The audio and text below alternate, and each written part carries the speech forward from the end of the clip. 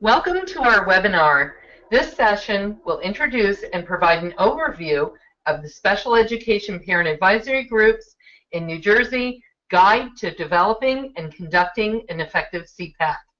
This guide was developed by the START project in partnership with the New Jersey Department of Education, Office of Special Education Professional Development, and the Office of Special Education Policy and Procedure, along with the statewide Parent Advocacy Network Incorporated.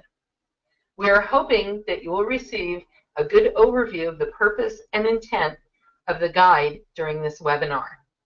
This guide was developed with the help of hundreds of parents, community leaders, and district staff whose input, guidance, and feedback are reflected in this guide.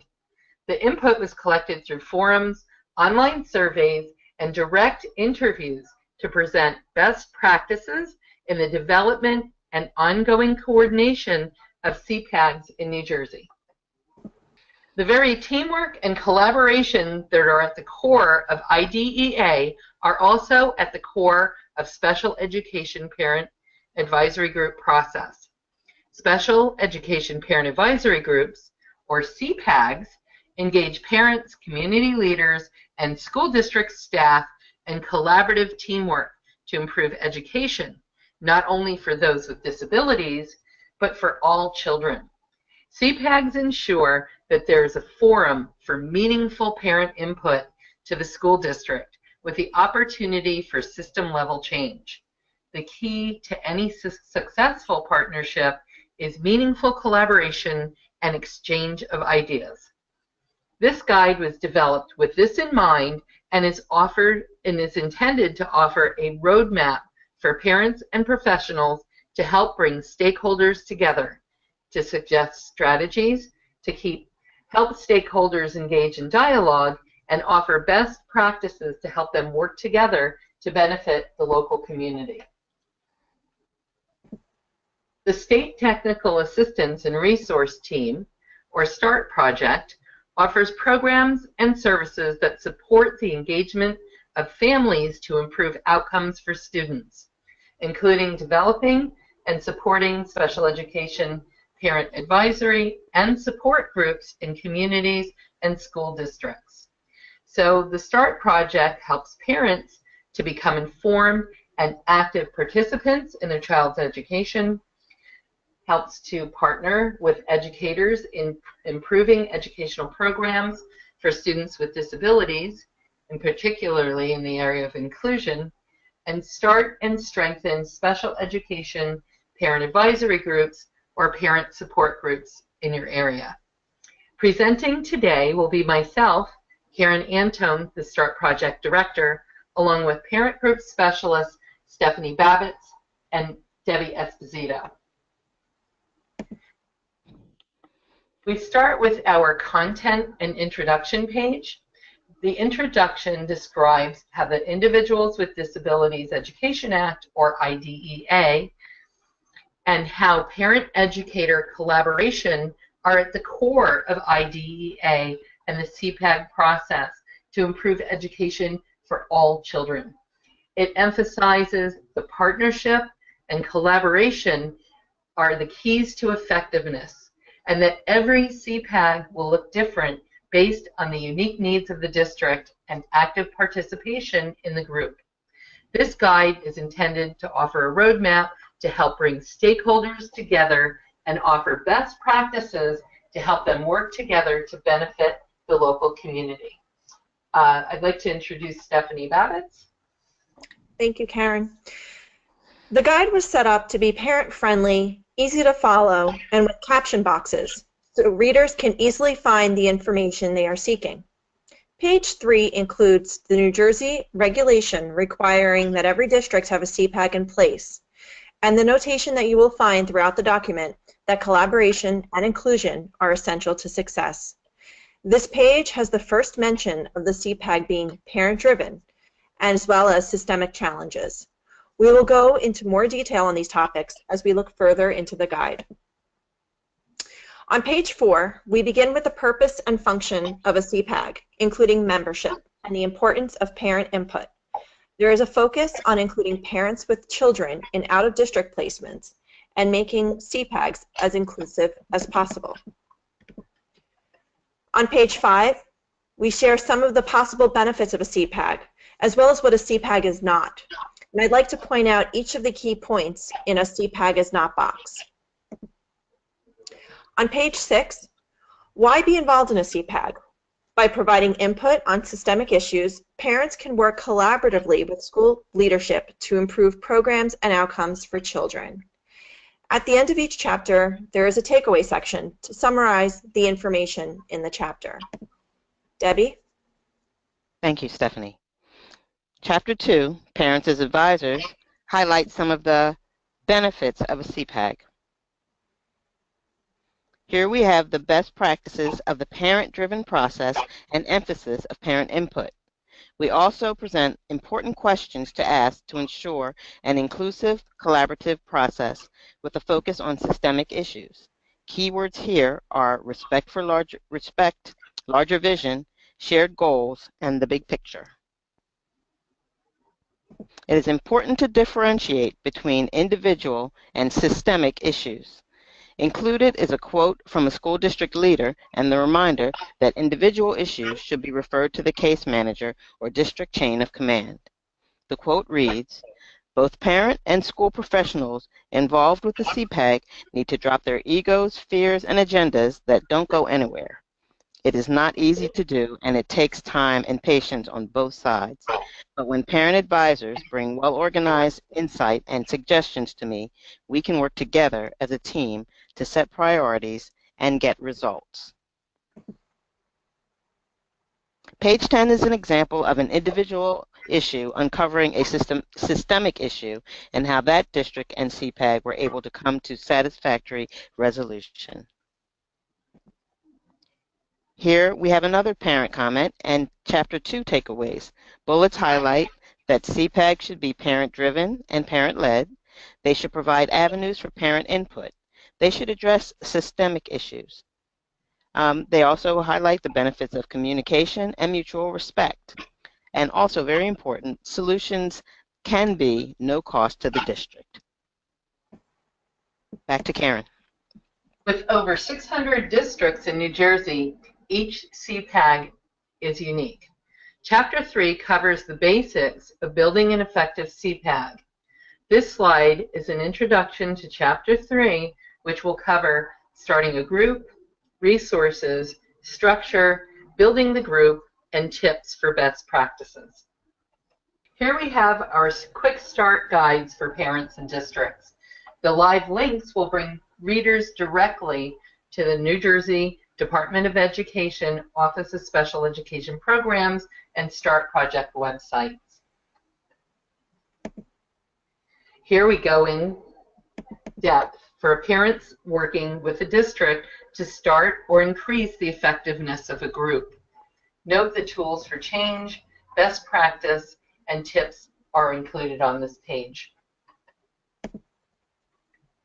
Continuation of the Quick Start Guide with more tips and bullet reminders to sum up building effective Cpags.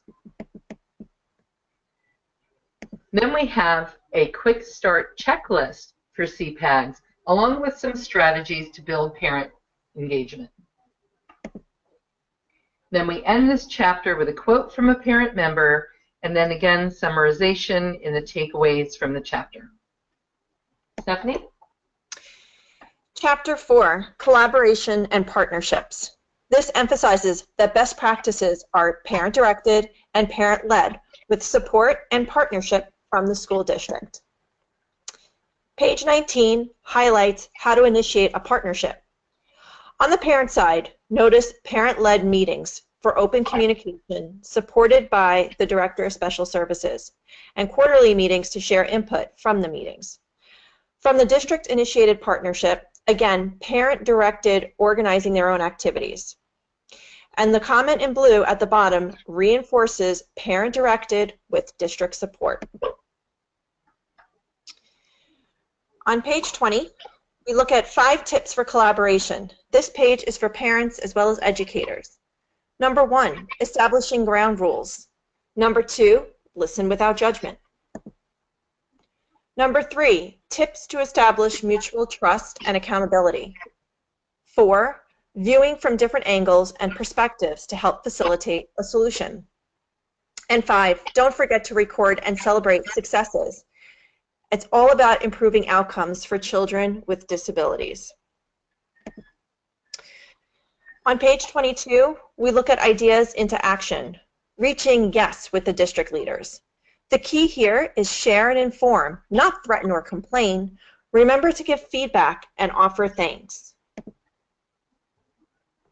On page 23, ideas for resolving conflict in a positive manner to strengthen the relationship, with the reminder to keep the interests of the children at the center of the discussion. Next, we look at roles and responsibilities of group members. And then on page 25 is a continuation of roles and responsibilities for the district leaders, as well as the chapter takeaways.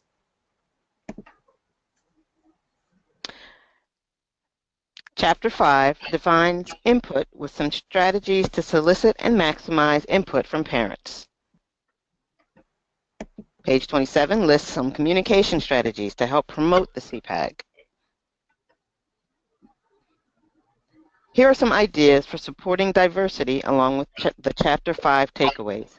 Note the tools for change, reminding that there are resources available after the content of the guide.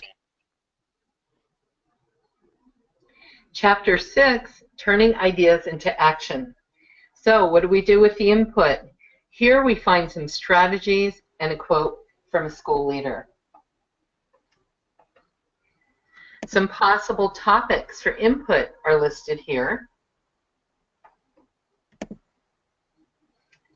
And strategies to assess the impact of the work of the Cpag and how to make the case for change, what to include in the minutes, indicators of success, and follow-up information. And then again, we end the chapter with a summarization in the takeaways. Chapter 7, strategies for running an effective meeting. Note again that parent-led meetings are mentioned. Other meetings might be parent and district meetings. Here are some ideas for organizing and running an effective meeting. If the meetings are not organized with an agenda and group rules, they will not be effective use of people's time.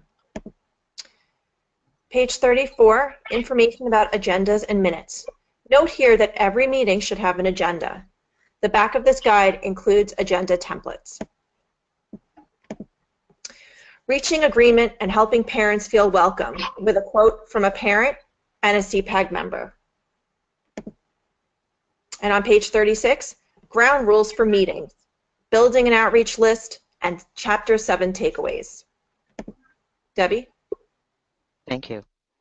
Next, the guide provides strategies for strength and growth. Some organizational tools and meeting formats.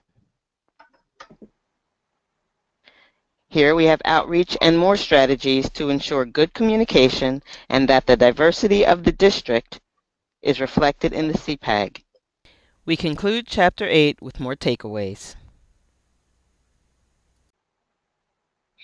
The next part of the guide includes a resource section with more information and live links.